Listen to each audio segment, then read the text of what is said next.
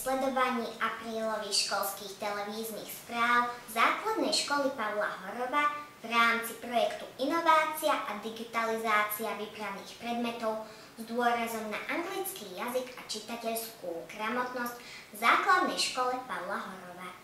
Po mesiaci príprav uvidíte tieto príspevky. Druháci píšu Krtko knihu 2, tretiaci prežili noc s Andersenom, divadelné predstavenie v Prešove, okresné kolo Hviezdoslávho Kubína, okresné kolo matematickej olympiády, ako prežiť voľný čas, slávnostný zápis do prvého ročníka, beseda s ochranármi, exkurzia do Anglicka, školský klub detí netradične, bezpečne na cestách, laureátka súťaže Ruské slovo, športové správy a mix akcií v mesiaci apríl. Prvá reportáž je venovaná Krtko knihe. Pondelky všeobecne nepatria k obľúbeným dňom v týždni. Krtkovia z 2. A sa však spolu s pani učiteľkou Hospodárovou na pondelky tešia. Hlavne na čítanie, pretože sa vracia z víkendového pobytu ich triedny maskot Krtko, rozprávková postavička, ktorú všetci poznáte. Žiaci v piatok vždy hlasovaním rozhodnú, kam Krtko na víkend zavíta. Svoje zážitky zatiaľ spolu s rodičmi, ktorým patrí veľké poďakovanie za spoluprácu, zapisujú už do 2. časti Krtko knihy. Tie potom v pondelok v triednej komunite čítajú. Čítanie býva často poučné, pretože Krtko veľa cestuje, ale je jej zábavné. Aby ste mali predstavu, ako také čítanie vyzerá, ponúkame vám 2 ukážky. Pomyslel som si, nakoniec tá ihla nebola injekcia, ale háčkovka, ktorá v rukách babky vykúzlila tieto parádne nohavičky. Takže už mám aj čiapočku, šálik, svetrík, kostým na rámky, všeličo iné, ale už mi nevidno konečne holý zadok. A to všetko spískala Danielka potajomky, keď babke zatelefonovala a prezradila jej svoj úmysel. Dali sme si raňajky a mamka vyhlásila, že ideme na malý výlet. Najprv sme boli na Vinianskom jazere, kde sme vystrájali na prelieskach. Dokonca mi Peťko povedal, že si môžem aj trošku zalietať. A to vraj tak, že ma vyhodí do vzduchu. Naším ďalším cieľom bolo Morské oko. V apríli sa žiaci 1. stupňa zúčastnili výchovného koncertu z dielne Borisa Letricha a jeho skupiny s názvom Pestičky z vrecka pre veselé decká. Program bol plný melodických pesničiek, ktoré stavajú nielen na chytľavej melódii, ale aj na zmysluplných textoch. Z pomyselného vrecka vyťahovali pesničky o vzájomnej úcte, priateľstve, o pomoci v škole či na ulici, o zdravom životnom štýle, o sile slova a vzdelania. Vystúpenie bolo okorenené aj dávkou humoru a vtipnými scénkami a tak mi divu, že sa deti dostali do varu a dobrá nálada, či snaha stať sa lepším, sa vznášali plnou sálou.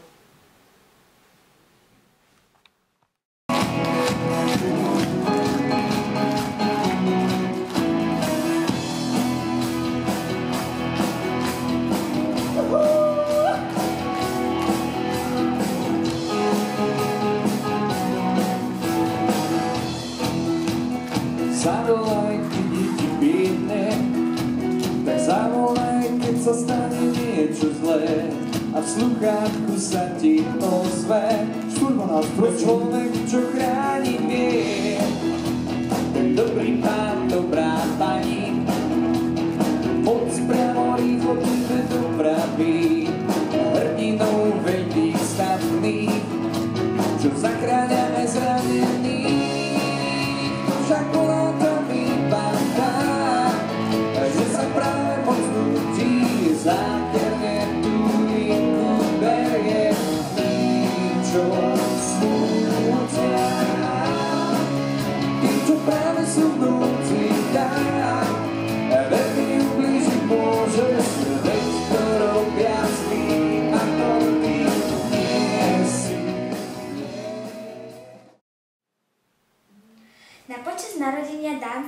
rozprávkara a spisovateľa Hansa Christiana Andersena sme si pripomenuli sviatok detskej knihy, ktorý oslavuje 2. apríla kultúrna verejnosť celého sveta. Na Slovensku bolo tohoto roku prihlásených vyše 185 slovenských knižníc a škôl. A žiaci 3. A, 3. B, 4. A triedy a žiaci 5. a 6. ročníka našej školy sa zúčastnili tejto akcie v areáli knižnice Gorazda Zvonického v Michalovciach a v areáli našej školy. Program tohoto podujatia bol odštartovaný založením Andersenovho sľubu, vyrábali Andersenov strom priateľstva, tvorili zábavné príbehy, pozerali Andersenové rozprávky, dramatizovali rozprávky, súťažili v znalosti zemplínskeho nárečia, poprechádzali sa nočnými Michalovcami a pozreli si filmové predstavenie Sniežik, Biely kožúšok v Michalovskej kinosále.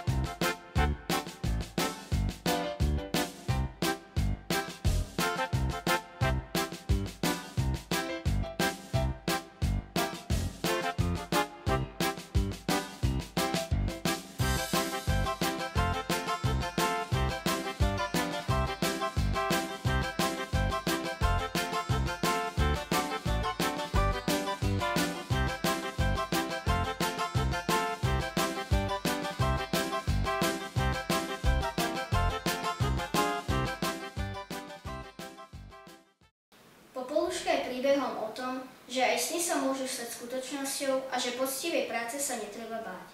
Žiaci 1. až 5. ročníka si pozreli v divadle Jonáša Zaborského v Prešove rozprávkový príbeh o Popoluške s vtipnými dialógmi, chytľavými pesničkami, s čarovným stromom, okolo ktorého sa celý príbeh doslova a do písmena točí.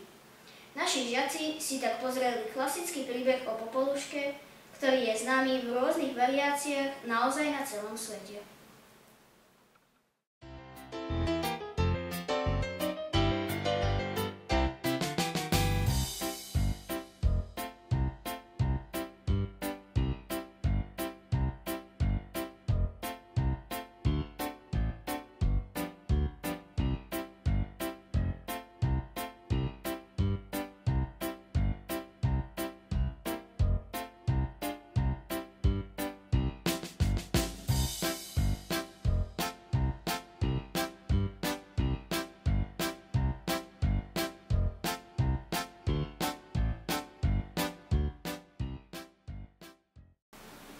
Žiaci našej školy sa 10. apríla 2013 zúčastnili okresného kola v Hviezdoslavovho Kubína v Mestskom kultúrnom stredisku v Michalovciach. V prvej kategórii v umeleckom prednese poézie sa Júlia Mertensová, žiačka 3. A triedy, umiestnila na 3. mieste a v umeleckom prednese prózy sa Olinka Hrušková, žiačka 4. A triedy, umiestila na 4. mieste. Všetkým zúčastneným žiakom veľmi pekne ďakujeme a víťazom blahoželáme.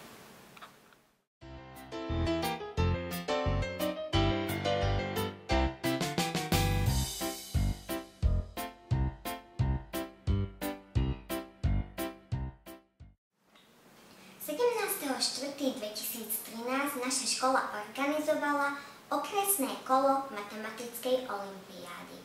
62. ročníka matematickej olympiády v kategórii Z6, Z7 a Z8 sa zúčastnilo 80 žiakov z Michalovského obvodu. V 6. ročníku bolo 18 úspešných riešiteľov, v 7. ročníku viac ako 9 bodov získalo 15 žiakov a v 8. ročníku bolo v obvode 9 úspešných riešiteľov. Naši žiaci obsadili v kategórii Z6 Samuel Dubík 3. miesto, v kategórii Z7 Alexandra Behunčíková 6. miesto. Víťazom blahoželáme.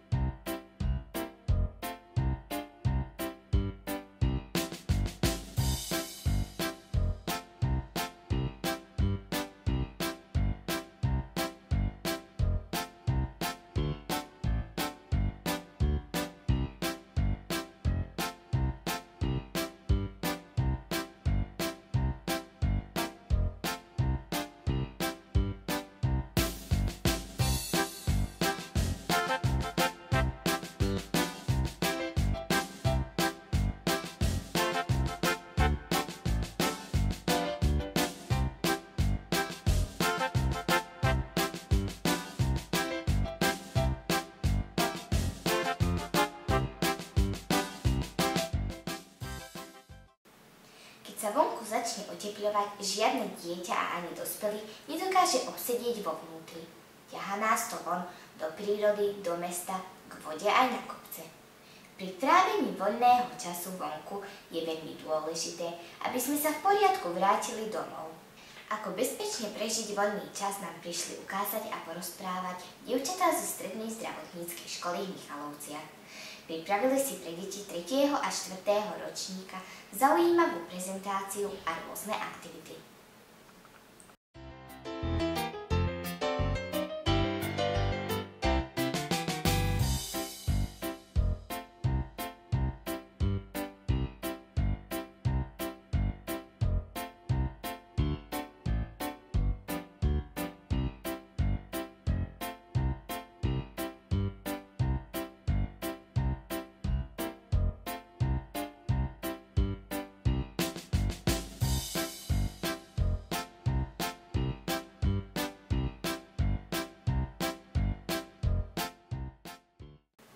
Apríl je u nás od roku 1952 oslavovaný ako mesiac lesov.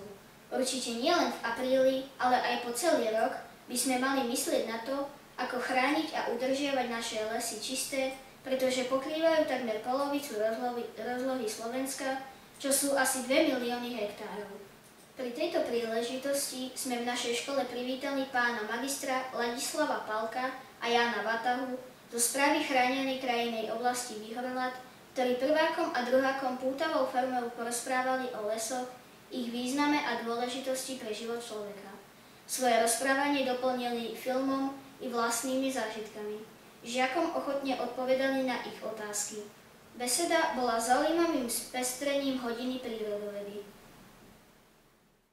V zásade platí, že keď ideme do lesa, na kvetinky sa môžeme pozerať, odfotiť ich a nemáme ich trhať, pretože kvetinky patria tam, kde rastú v lese, na poli a podobne. A môže byť aj kredová.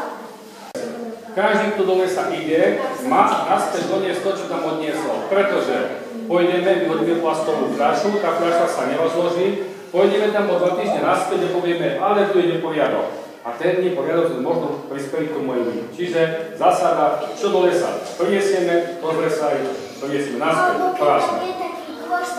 Alebo keď je tam koš, tak do koša dáme. Napríklad na morskom okusku odpadku je košer a tieto odpadky dáme do koša.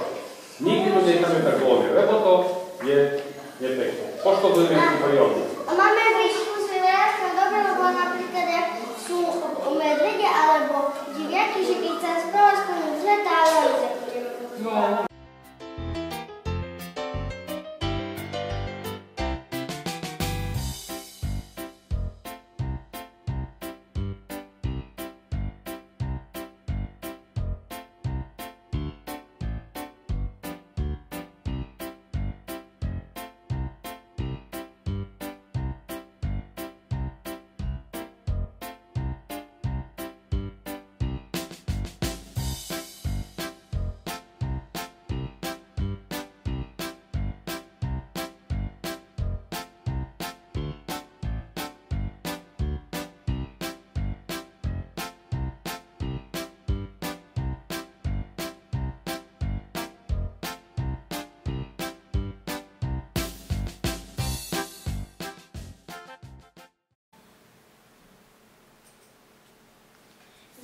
23.4. až 29.4.2013 sa uskutočnila exkurzia poznávací zájazd do metropoly Veľkej Británie, Londýna a okolia. Na exkurzii sa zúčastnili žiaci z ročníkov 2. stupňa našej školy. Veľké dobrodružstvo, počas ktorého precestovali polovičku Európy, previezli sa trajektom na Britské ostrovy a spoznali najznámejšie miesta Londýna a širokého okolia, nafotili, natočili zaujímavé video a samozrejme hlavne si priniesli veľa zážitkov i poznatkov.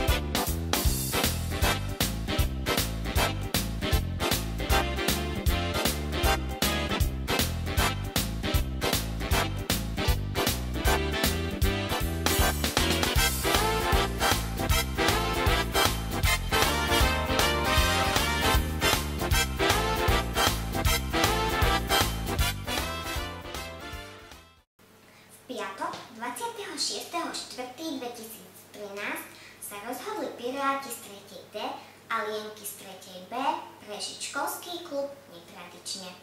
Nastúpili do autobusu smer Zemplínska Šírava, Medvedia hora. Prvá zastávka bola na vojenskej zotavovni. Navštívili bazén, poriadne rozvírili vodu a rýchlo sa presunuli na malý ranč Small Ranch v Kaluži, kde si zajazdili na koníko. Venoval sa im ujo Marek Čuchran, ktorému touto cestou ďakujeme. Deti prežili krásne, netradičné popoludne v školskom klube detí.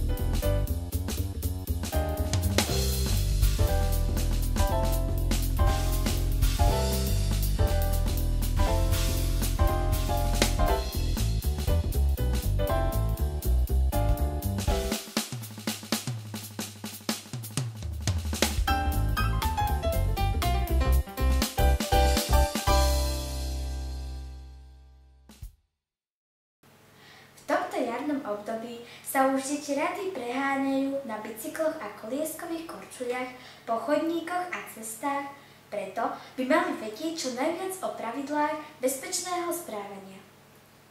Dňa 26.4.2013 sa žiaci 6. ročníka zúčastnili na besede s poručíkom Švenkom, ktorý šiestakom odborne vysvetlil práva a povinnosti účastníkov cestnej premávky.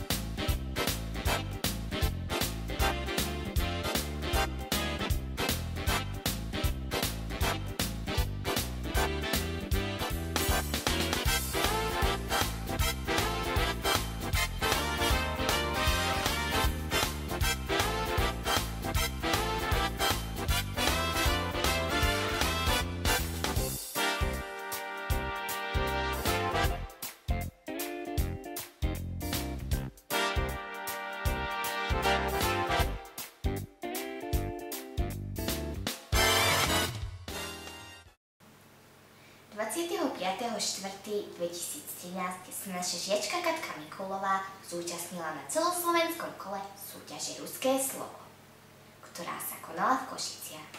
Katka získala umiestnenie v zlatom pásme a zároveň sa stala laureátkou súťaže. Jej aj pani učiteľke Kvecovej, ktorá ju na súťaž pripravovala, srdečne gratulujeme. A na úplný záver mix fotografií z akcií školy.